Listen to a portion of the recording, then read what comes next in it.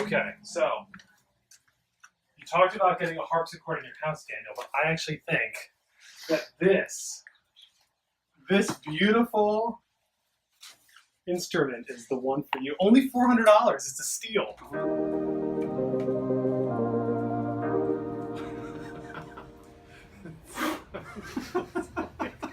We are clearly at the St. Mark's Thrift Shop down on Route 1, and I'm sitting here with our organist Daniel Bayless, who many of you know. We found this incredible organ here a couple weeks ago when I was down visiting, and I decided to bring the whole crew to check it out and to talk a little bit about playing the piano and playing the organ. Daniel, when did you start playing the organ? I started playing the organ when I was 12. And what about the piano?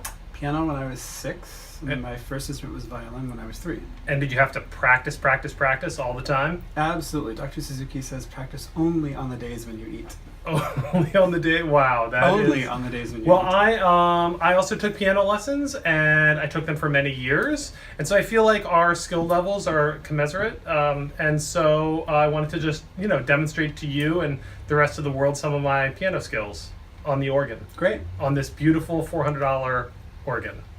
Okay? Let's do it. All right, we're going to do Heart and Soul. You know that one? It's pretty complicated. Okay. So I'll do the dun dun dun dun dun dun part, and you do the other part. Okay. Okay, ready?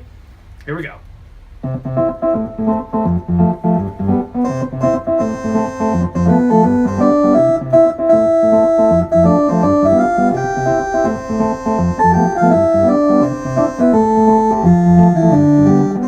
Years of hard work and money paying off. Indeed.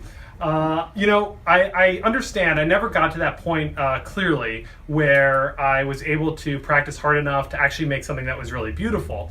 But my understanding is that after you kind of play and you practice and you're really disciplined to the music, eventually that music, those notes on the page, you begin to kind of embody the music itself. And there's, I'm sure, a point at which you learned or you kind of experienced that the music that you were playing was kind of an expression of who you were. And so now when you play, every time it has some kind of piece of you in the music. It's not just Bach or Beethoven, it's Bach or Beethoven kind of channeled through you and through kind of who you are. Is that a fairly kind of accurate way to talk Absolutely. about the music playing experience? Yeah.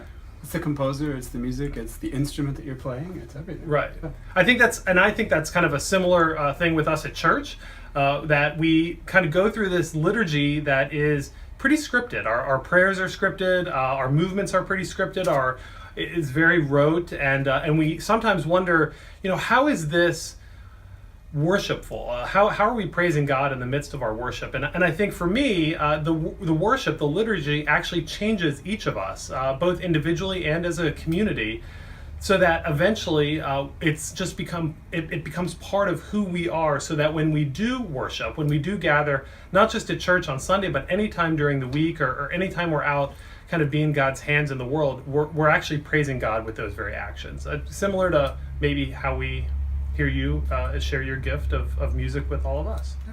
Speaking of which, you want to play something for real? Sure. All right.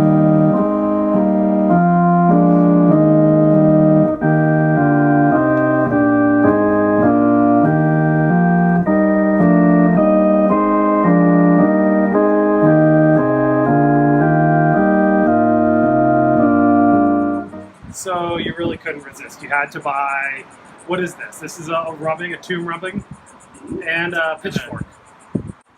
Tuning fork. A tuning fork.